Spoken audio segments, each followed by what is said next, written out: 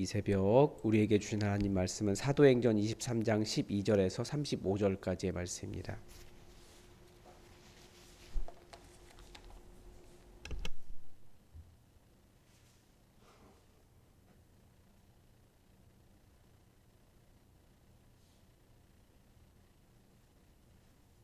사도행전 23장 12절에서 35절까지 하나님 말씀을 다 함께 받들어 읽겠습니다.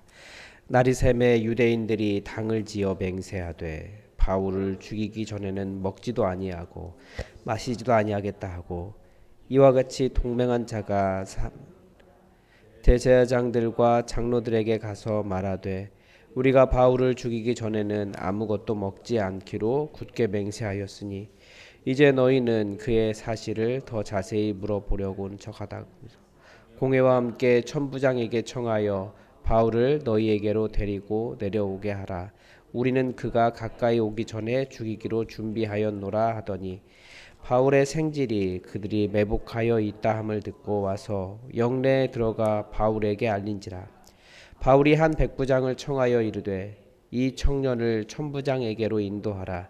그에게 무슨 할 말이 있다 하니 천부장에게로 데리고 가서 이르되 죄수 바울이 나를 불러 이 청년이 당신께 할 말이 있다 하여 데리고 가기를 청하더이다 하매 천부장이 그의 손을 잡고 물러가서 조용히 묻되 내게 할 말이 무엇이냐 대답하되 유대인들이 공모하기를 그들이 바울에 대하여 더 자세한 것을 묻기 위함이라 하고 내일 그를 데리고 공회로 내려오기를 당신께 청하자 하였으니 당신은 그들의 청함을 따르지 마옵소서.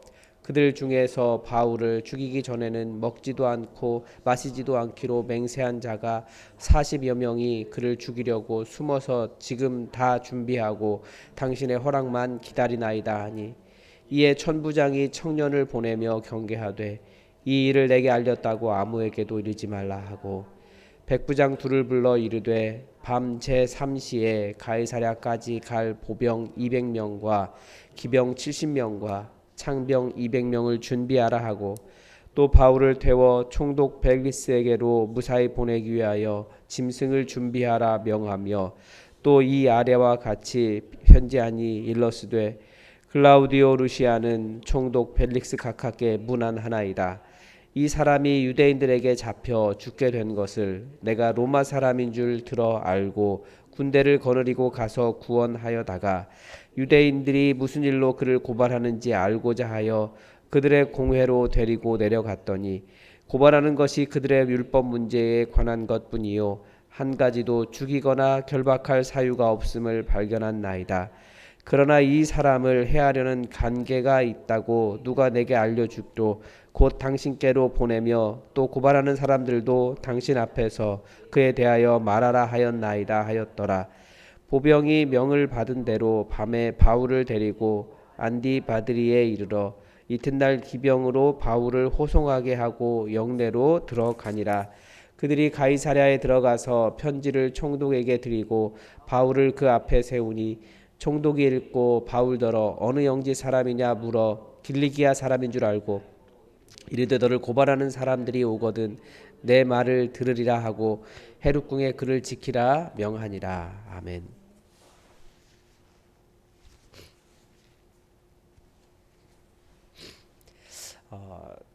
사명자에게는 잘 안 된다고 생각하는 것도 하나님의 인도하심입니다. 우리가 사도행전에서도 계속 보고 있잖아요. 사도 바울이 복음 전하러 이 지역에 갔는데 거기서 핍박을 받는 거예요. 복음 증거하고 딴 동네로 옮기는 거죠. 여기서 핍박받고 또 옮기는 거예요. 그렇게 해서 아시아와 유럽에 복음이 이렇게 증거가 되었습니다. 예전에 어떤 선교사님 하신 말씀이 기억이 나요. 선교지 상황이 좋지 않아서 거기서 나와야 했다라는 겁니다. 그래서 눈물을 머금고 그 사역지를 떠났는데 한 2년쯤 지나서 다시 들어갈 수 있는 상황이 되어서 들어가 보니까 당신이 사역하시던 것보다 훨씬 더 잘 돼 있더라는 거예요. 그 이전까지 어떻게 하면 현지인들이 스스로 복음을 증거하고, 그러니까 선교사님에게 의존하지 않고 현지인들이 현지인들에게 복음을 전하고 현지인들을 통한 교회가 세워질 수 있을까 고민했는데 선교사님께서 떠나 있는 상황에 현지를 떠나 있는 동안에 성령님은 그들의 손으로 교회를 세울 수 있도록 하셨다. 그래서 내가 안 된다고 생각했지만 성령님께서 역사하시는 것을 그렇게 경험했다라는 이야기를 하시는 것을 들은 적이 있습니다. 사역자는 자신의 노력이 훨씬 더 일을 잘하는 것처럼 생각할 수 있지만 교회를 가장 잘 아시는 분은 성령님이십니다. 그래서 사명자는 사역을 할 때 내가 생각하는 것만큼 사역이 제일 잘 되지 않고 일이 형통하지 않아도 마음을 급하게 먹는 것이 아닙니다. 물론 그렇다고 기도하지 않는다는 것은 그런 것을 의미하는 것이 아닙니다. 사역은 더디게 진행될 수 있지만 주님께서 가장 정확하게 인도하시기 때문에 우리는 하나님께 우리를 맡기며 살아가는 사람들이죠. 그리고 또 우리 삶도 그렇습니다. 때로는 안 되게 하시는 것이 잘 되게 하시는 것일 수도 있어요. 굉장히 답답한 이야기죠. 잘 되게 하시려면 잘 되게 해주셔야지 무슨 막으시면서 그러시냐고. 그렇지만 어제 본문 마지막 11절에 보면 예수님께서 사도 바울에게 담대하라. 내가 예루살렘에서 나의 일을 증언한 것 같이 로마에서도 증언하여야 하리라 말씀해 주셨습니다. 그러니까 사명을 분명하게 알고 있어야 되는 거죠. 예수 그리스도의 복음을 증거하는 일, 그 일을 명확하게 하고 있다면, 그 일만 바르게 가고 있다면 안 되는 일도 하나님께서 잘 되게 바꿔주시는 겁니다. 근데 로마에까지 갈 것이라고 얘기했는데 로마에 어떻게 갈 수 있겠습니까? 첫째는 안전하지 않아요.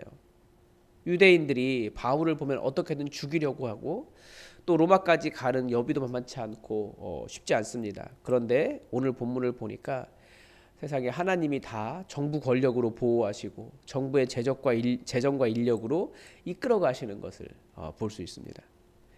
오늘 본문은 유대인들의 음모를 먼저 보여줍니다. 날이 새자 유대인들이 당을 지어 맹세했습니다. 바울을 죽이기 전에는 먹지도 마시지도 않겠다. 그러니까 바울을 반드시 죽이겠다라고 하는 의지가 대단한 거죠. 그런 의지로 좀 복음을 전하면 얼마나 좋을까 그런 생각이 들긴 합니다. 그런데 이렇게 동맹한 사람이 40여 명이나 되었다라고 합니다. 이들이 아침에 대제사장과 장로들에게 찾아가서 이 식음을 전폐한 맹세를 확인한 거예요. 그래서 계략을 짰습니다. 더 자세히 물어보려는 척하면서 바울을 공회로 호출하자. 그러면 바울을 데리고 가까이 오기 전에 죽이자. 뭐 그런 거예요. 우리가 율리우스 시저 죽일 때 어떻게 하는지 뭐 그런 것을 여러 번 딱히 이거다라고 본 적은 없는데 이렇게 본 것 같은 그런 그런 영화나 드라마에서 본 것 같은 그런 생각이 있지 않습니까? 공회에 나오려고 하니까 사람들이 이렇게 우르르 몰려가가지고 이야기하는 척하더니 갑자기 옆에서 푹 찌르고 그러면서 막 갑자기 죽이는 거예요. 마치 그런 장면을 연출하려고 했던 것 같습니다.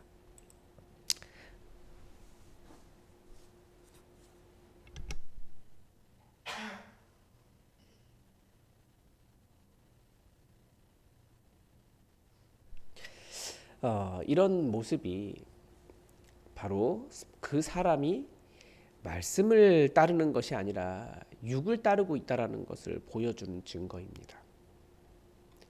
그들은 선한 일을 한다고 하는데 말씀을 따랐다고 공의를 이뤘다고 말하겠지만 결국 그들이 한 일과 삶의 열매는 살인입니다. 아직 살인이 일어나지 않았기 때문에 미수라고 해야 됩니까? 아니요. 이미 그 마음에 그 육신을 따르는 열매로 살인을 저지르고 있는 거예요. 그래서 육체이기 때문에 따르고 있는 것이 육체이기 때문에 결국 육신의 열매를 맺게 된다라고 말씀은 가르쳐 줍니다. 그래서 우리도 이런 면에서 조심해야 됩니다. 그리스도인들은 다른 사람들에 비해서 비교적 이타적이고 정의를 알고 선을 행하려고 하는 사람들이고 교회를 깊이 사랑합니다. 그러나 육신을 따라 행하면 말씀을 가지고도 육신의 열매를 맺을 수도 있습니다. 그런 예들이 많이 있죠. 특히 교회 안에 더 높은 자리를 올라갈수록 내가 이만큼 거룩한 사람이 되었다라고 착각하기 시작하면 그런 일 할 수 있습니다. 우리는 죄인이에요. 근본이. 겸손하게 주님을 따라가는 사람들이죠. 최근에 통합직 교단에 아주 심각한 문제가 일어나고 있지 않습니까? 뭐 들으신 분도 계시고 관심이 없으신 분도 계시겠지만 저는 어쨌든 관심이 있게 바라봐야 되는 문제인 것 같습니다.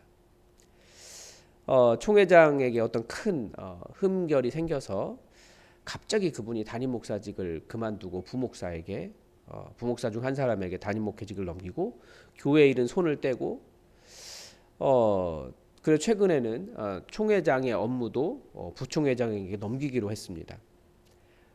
그런데 이걸 자신에 대한 끝까지 이제 그 어떤 그 발표한 것은 자신의 잘못은 없다. 사람들이 워낙 공격해서 총회장의 업무를 맡을 수 없어서 해외와 관련된 업무만 자기가 하고 국내 업무는 부총회장이 하기로 했다. 이런 식으로 발표를 한 거예요. 총회를 지켜야 된다. 뭐 이런 거죠. 과연 총회가 그런 문제를 개선하려고 하는 의지가 있는지조차 의심이 들 정도인 겁니다. 정말 선하고 좋으신 분들도 많이 계신데 이 총회를 지켜야 한다는 의지가 말씀의 정의를 외면하고 있는 거예요. 거룩하기 때문에 본인들은. 그게 거룩이 아니죠. 육신의 열매를 정당화하는 것밖에 되지 않아요. 뭐 이미 교회 세습을 인정하면서 앞으로도 이런 일이 얼마든지 일어날 수 있다라는 것을 보여주고 있는 겁니다. 무엇이 중요한지를 분별하지 못하는 그런 겁니다. 그러면서 힘없는 한 사람 죽이는 것은 아주 열심히 합니다. 그러니까 다수가 말하는 것, 그것을 말하지 않으면 그 사람을 축출하거나 매장시키려고 하는 일을 너무나 잘합니다. 그러니까 어떤 의견을 이야기할 수가 없어요. 이 의견 이야기했다가 잘못하면 저 사람들 다 어떤 그 뭐라고 할까요? 어떤 그 여론을 주도하는 사람들의 눈에 잘못 보이면 교단에 쫓겨나고 죽어나가니까 양심적으로도 말할 수가 없어요. 말씀을 따르려기보다는 대다수가 가는 넓은 길로 가려고 하기 때문에 그렇습니다.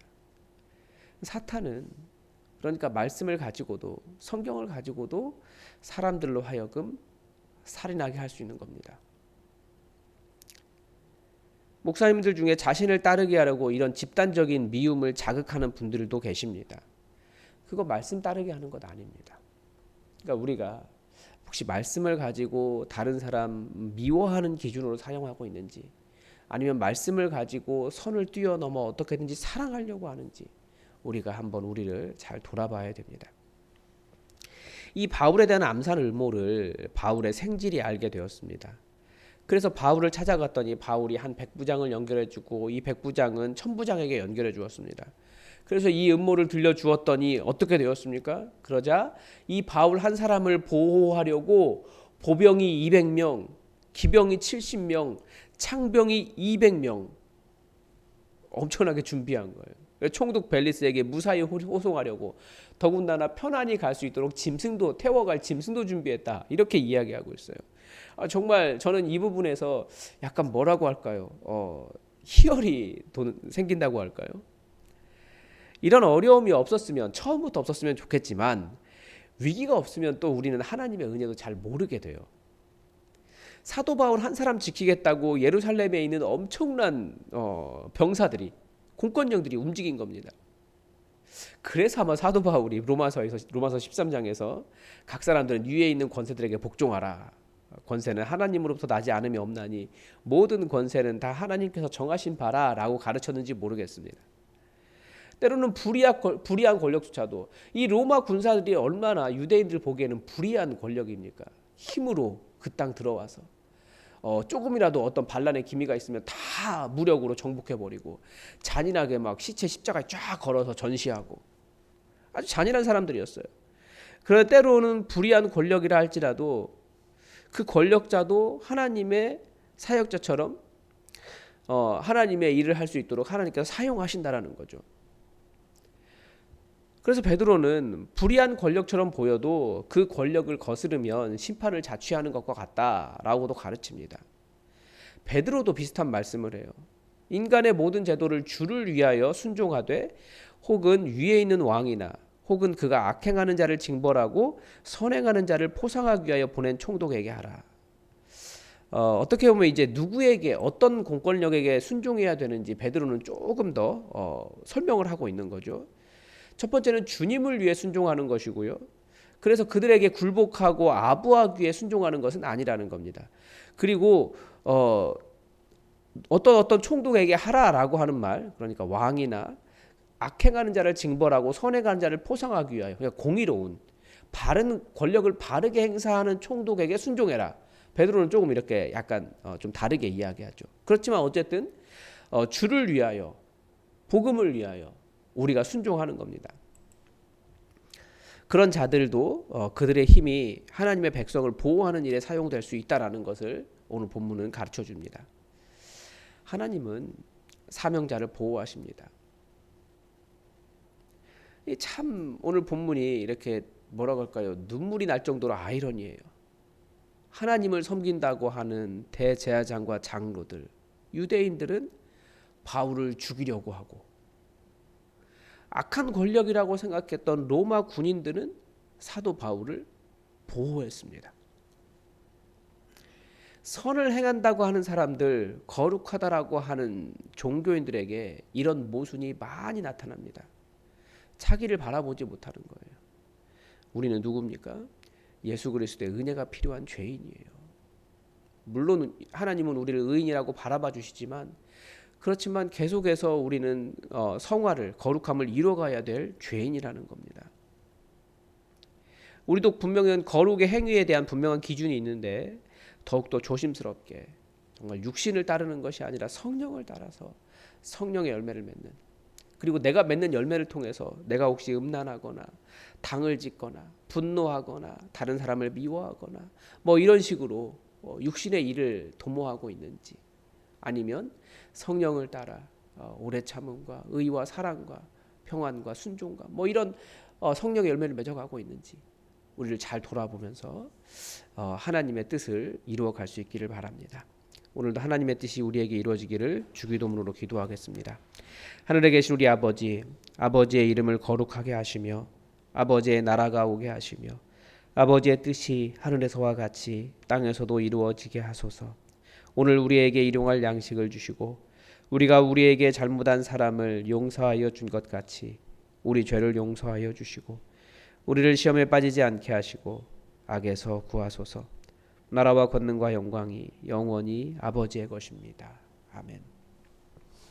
여러분 주일을 위해서 기도해 주십시오. 우리에게 VIP를 보내달라고 여러분 기도해 주십시오. 말씀의 은혜와 예배의 은혜와 서로를 만나는 은혜가 우리 가운데 차고 넘칠 수 있도록 기도해 주십시오. 그리고 환우들 위해서 기도해 주시고, 어르신들 많은 엄청난 더위 속에서도 교회에 오시는데 어려움 없도록 어르신들의 강건함을 위해서도 기도해 주십시오. 우리 교회 평안하여 든든하게 세워져가는, 성령님께서 인도해 주시는 그런 교회 되도록 함께 기도해 주시기 바랍니다. 다 함께 기도하겠습니다.